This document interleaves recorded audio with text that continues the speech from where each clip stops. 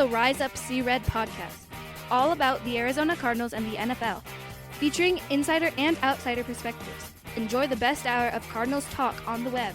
Now here are your hosts, Jess Root and Seth Cox.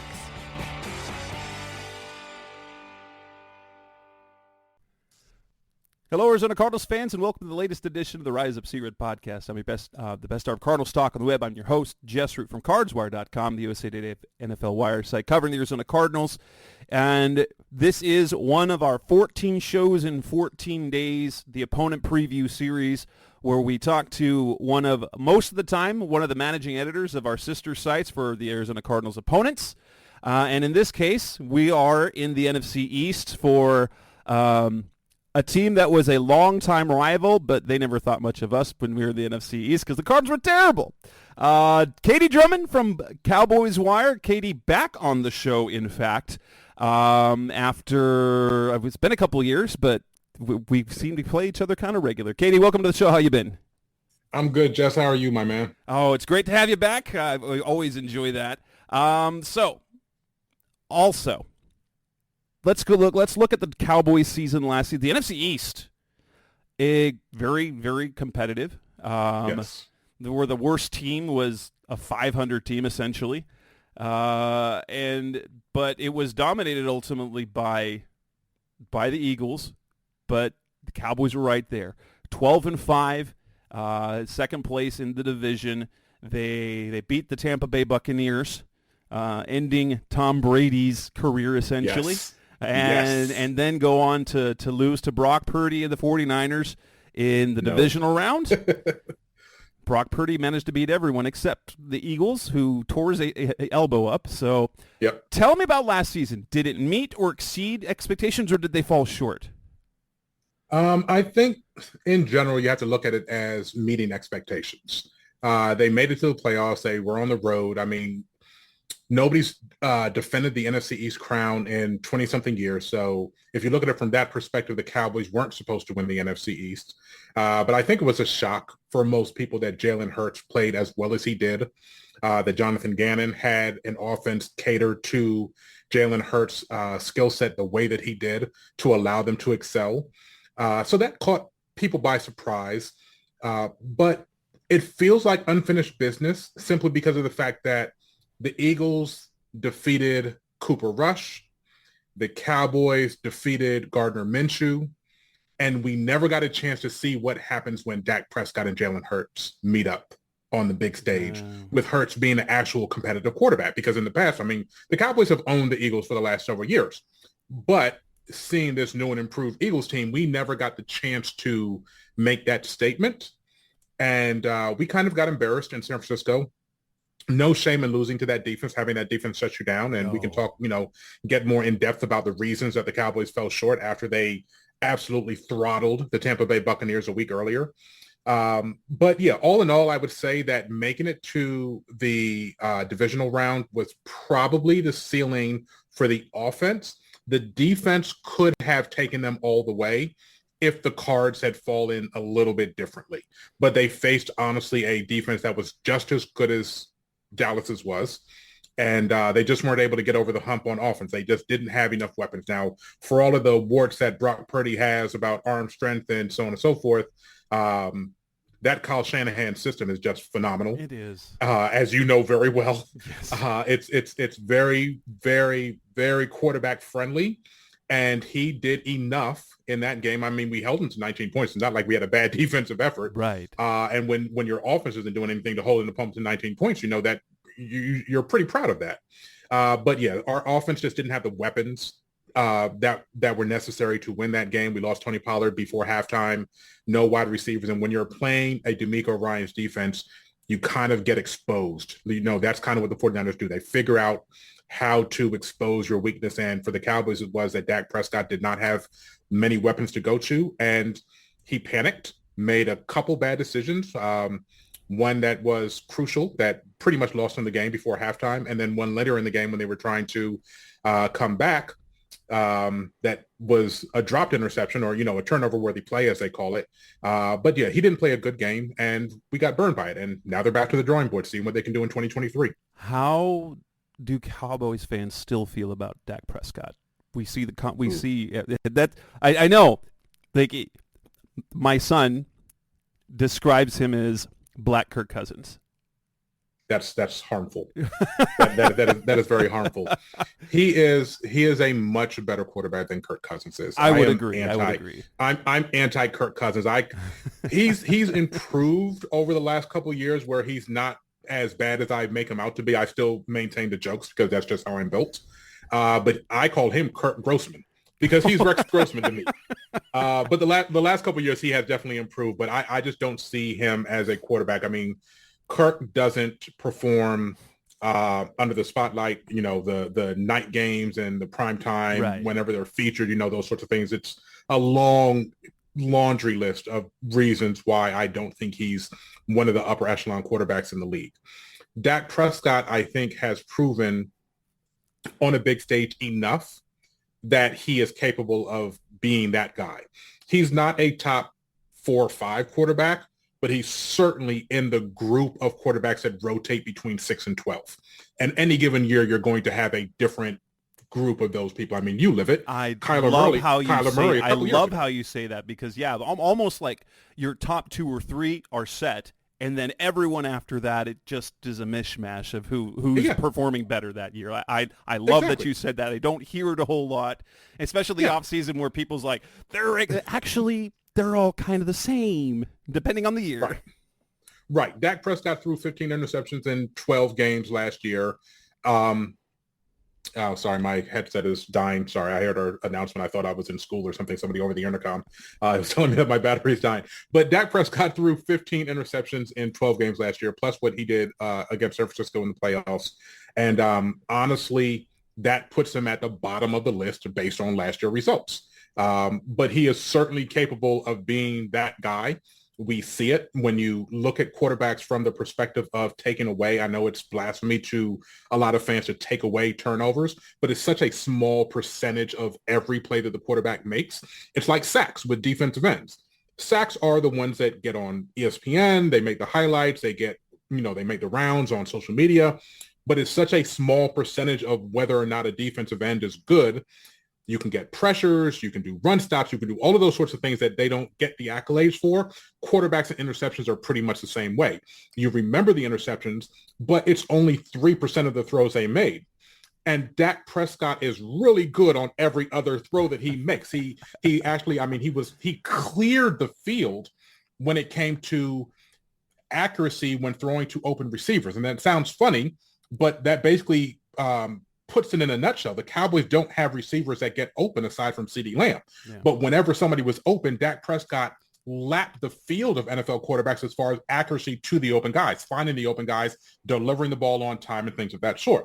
So we've seen him do it. He just has to minimize those turnovers. And I think he's right back up there into a top 7 or 8 discussion again. Okay, before we move on to the offseason, just this question. Prime Tony Romo or prime Dak Prescott? Don't do this to me, man. You're tugging on my heartstrings, man. I love Tony Romo.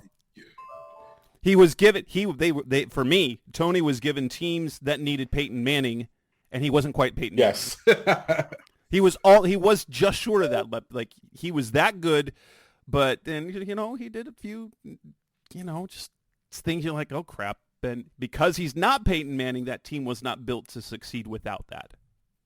Yeah, I think honestly, it's a wash to me. I think they are so similar in they both have clear shortcomings and they both have ceilings that if you put the right team around them and you get the right circumstances, they absolutely can win you a championship. And I think that's what you get out of that tier 2 quarterback, the guys that aren't consistently looked at as, oh, this guy is a surefire Hall of Famer. I think that's the ceiling of what you're going to get. If you don't have the great supporting cast around them, they're probably going to get you to wild card or divisional round. And if you get the perfect mix of talent around them, they are more than capable of winning that big game, performing in the clutch, and doing everything that you ask of them. Coming up next on the Rise Up Series podcast, Mr. Cardinals talk on the web. Let's move to the offseason, free agency, and the draft. What do the Cowboys do there? What's coming up next on Rise Up Sea Red? We're back on the Rise Up Sea Red podcast, Best Our Cardinals talk on the web.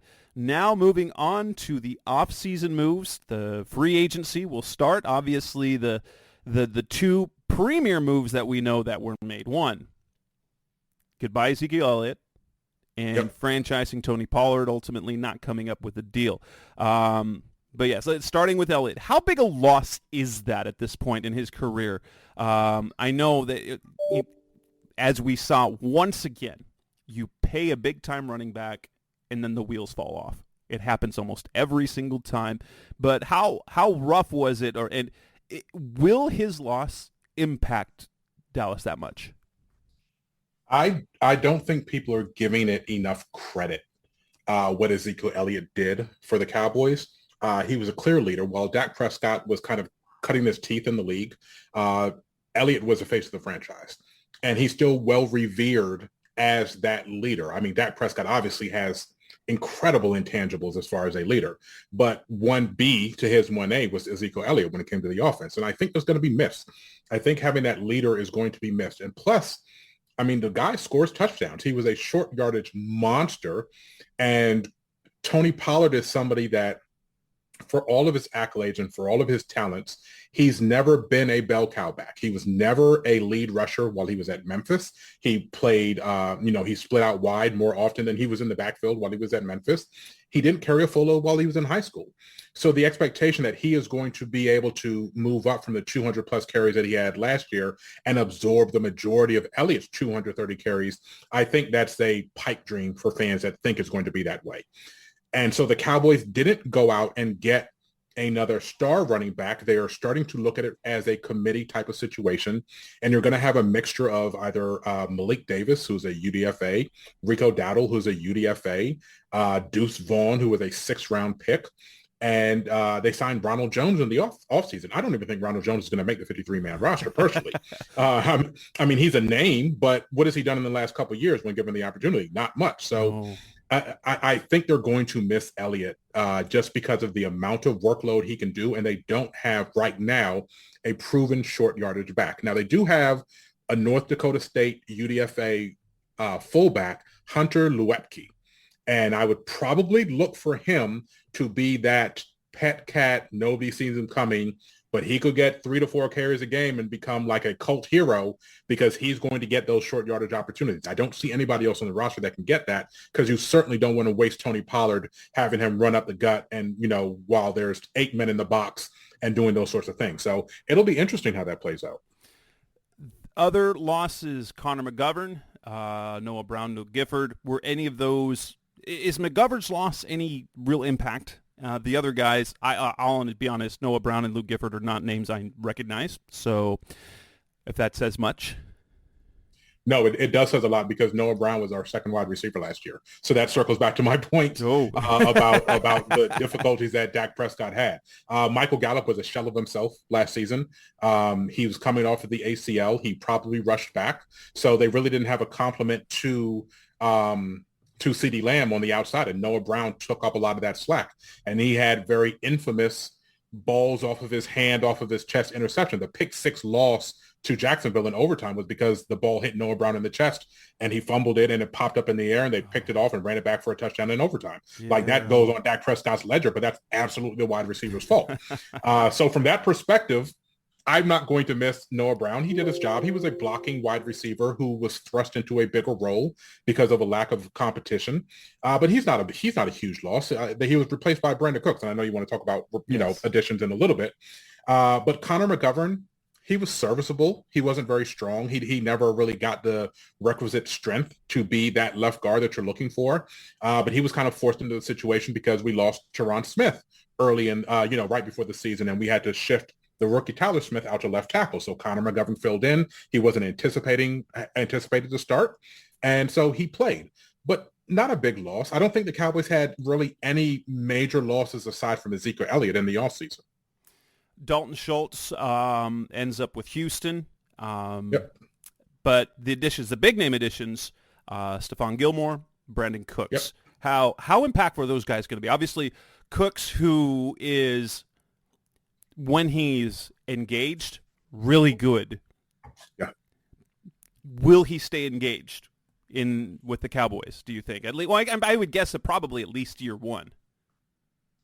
Right. So when you look at Brandon Cooks, and I'm glad you said year one, because when you look at Brandon Cooks and you look at all of the stops that he made, year one, Brandon Cook always seems to make a splash. He was phenomenal in the second year with the Saints once he got his feet wet under him, 1,100 yards. First year with the Patriots, he had over 1,000 yards. First year with the Rams, he had 1,200 yards. First year with Houston, he had over 1,100 yards. So you would anticipate that if he has anything left in the tank, he is definitely going to do that for the Cowboys. You can't blame somebody for being disinterested with what happened the last 2 years in Houston. And he still performed in year two in Houston. But last year, everybody knew that they were a tanking team. Lovie Smith obviously wrecked their plans. Shout out to Lovie. I love the fact that he just said, screw everybody and we're going to win this last game. I don't care about the number one pick because I'm not going to be here to reap the benefits.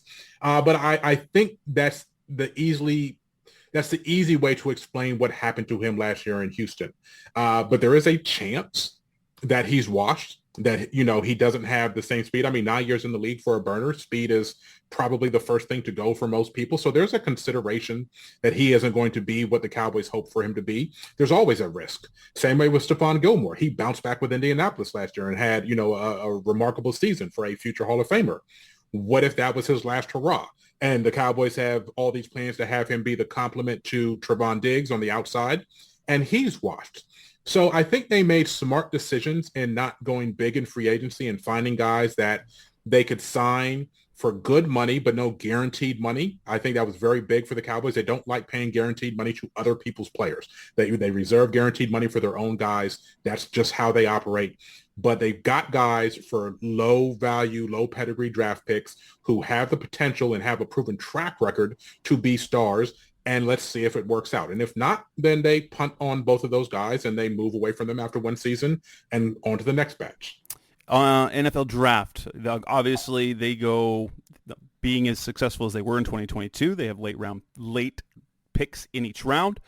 Their first selection, a guy that I thought is low-key pretty good, Mazi Smith out of Michigan, defensive tackle, and then followed up with tight end out of Michigan, another Michigan guy, Luke Schoonmaker, basically giving you another big interior guy and Dalton Schultz replacement, right? Yep. I love the Mazi Smith pick, not too enamored with Schoonmaker. I know everybody said deep tight end draft. The guy that you're getting, the number 5 tight end, would have been the number 2 tight end in the previous year or next year or whatever the case may be. It's still the number 5 tight end. I don't have much expectations for him. I'm actually a lot more intrigued to see whether or not Jake Ferguson, who is Barry Alvarez's son-in-law or nephew or, third cousin twice removed, out of Wisconsin, I'm much more interested to see how he develops because I think they have something in him. And the Cowboys are going to do a lot of 2 tight end sets. They have another guy, Peyton Hendershot, out of Indiana. He got in some trouble, so he was undrafted, but he has a talent to be like a 3rd or 4th round pick. So I like the fact that they have a stable. And Dalton Schultz I said they didn't have any losses. Dalton Schultz was a loss. His production, his camaraderie, his vibes that he has with Dak Prescott will be missed. But he is not an uber athletic guy that does a lot after the catch. He got what was there, but he was very good at getting what's there in the offense. So the Cowboys will probably take a step back in their tight end production. But I don't look for Schoonmaker to be that guy in year 1, maybe year 2, but I don't know. He's injured. He showed up to off-season work in a walking boot. Like he has an injury history. He's just like, and they said it wasn't serious, but I mean, you're first day on the job and you're unable to do your job. So and you miss all the off-season reps, which is really difficult. Exactly. So, but I'm really excited about Smith because I think that anybody that Dan Quinn likes is aces with me. I mean, that guy is such a defensive line guru. If that's the guy that he was pounding the table for, I absolutely believe him when he says that he has untapped potential just with a couple technique tweaks in order to be a pass rusher, even at that mammoth size. So I'm very excited about that pick. From rounds 3 through 7, of those selections, who do you think has a chance to make some sort of impact this year, and who are the guys that are projects and or, bit pieces down the line? So the Cowboys, I really like Deuce Vaughn because he had such high production at Kansas State and he's so small. So you just root for a guy. He really looks like Darren Sproles revisited. And I mean, that's really high accolade that you can give to somebody that when you watch them, they remind you of Darren Sproles. We all know what kind of career he carved out in the league. There is a cornerback named Eric Scott Jr. who was taken on day 3. The Cowboys last year picked Deron Bland out of Fresno State in the 5th round, and he ended up having 5 interceptions leading the team. He came in halfway through the year when Jordan Lewis got injured, played the slot. Phenomenal pick. The way that they talked about Deron Bland as a first impression during offseason work is how they talked about Eric Scott. So while right now the cornerback room is very crowded for the Cowboys, that's kind of the pick that even if it doesn't happen this year, just because of lack of opportunity, Eric Scott is kind of the day 3 guy that I'm super excited about. There's also a UDFA, Isaiah Land. He is a linebacker out of Florida A&M. He's going to be the defensive end hybrid, kind of like what they had Michael Parsons doing originally before he moved more full-time DE. But he kind of has that magic to him, but smaller school, probably takes him a little while to get acclimated, but I have a lot of high hopes for him as well. Some of the receivers that Dallas picked up as UDFAs, it's weird that I'm talking about UDFA so much, but that's kind of what Dallas does. Tony Romo, UDFA, Cole Beasley, like they do UDFA very well. Miles Austin, UDFA, that's kind of what they do in Dallas. They find those guys. So I'm excited about them. I talked about Luepke earlier from North Dakota State. I really like the depth that Dallas got out of this draft class. And let's face it, with all of these contracts coming up, they're going to need these rookies and second-year guys to be integral in their development because the Cowboys are going to have to let people walk. They just have too many big-name people at big-name positions that are going to cost a lot of money. So some of these guys have to hit in order to keep the roster filled out. Coming up next on the Rise Up See Red podcast, Best of Cardinals talk of the web. We move on to look ahead to 2023. What is expected? What can the Cowboys do? That's coming up next on Rise Up See Red. We're back on the Rise of See Red podcast, Best of Cardinals talk of the web. The Cardinals face the Cowboys at home in Week 3. I have that marked off as a no-chance win, no-chance game mainly because I don't think Kyler's going to be back till at least Week 5. I think it'll be Week 5, Week 6. And if you're playing Colt McCoy against that defense and you're putting that defense up against that Cowboys offense, good luck. But aside from that, what are the expectations for the Cowboys this season? First and foremost, don't write off Colt McCoy against the Cowboys. Texas boy, loves to play them. You guys are at home, so he won't be able to perform in front of his home crowd.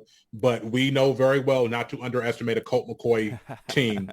Well, he's burned us before. At least this time, it's not Kyler at AT&T Stadium where he's literally never lost.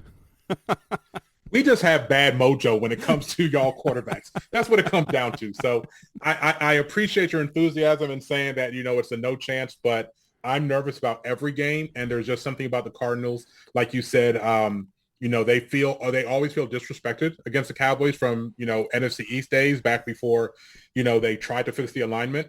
I remember Jake Plummer, my guy. So yeah. I still have wounds from Cardinals games. Okay.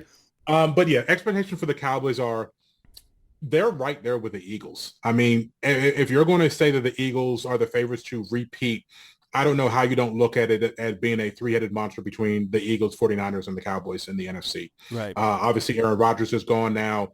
Detroit's an interesting team. Minnesota got handled in the playoffs by a faux Giants team. Like the Giants aren't good, and they got handled at home by the Giants. So I don't trust them. There's always going to be one or two surprise teams in the division, in the conference. That's what makes it fun, that you just have a team that you didn't expect to be there that gives everybody fits. I think the Cowboys it's 1A, B, and C between all of them. And if the Purdy magic wears off, then it's probably just whoever wins the NFC East is going to be the favorite. And again, the Cowboys have owned the Eagles. So it's really hard to say that the Eagles are anywhere, far and above. I think the Eagles had a great draft. I think they had a great draft last year, but those guys didn't really perform in year one. They didn't get a lot of reps.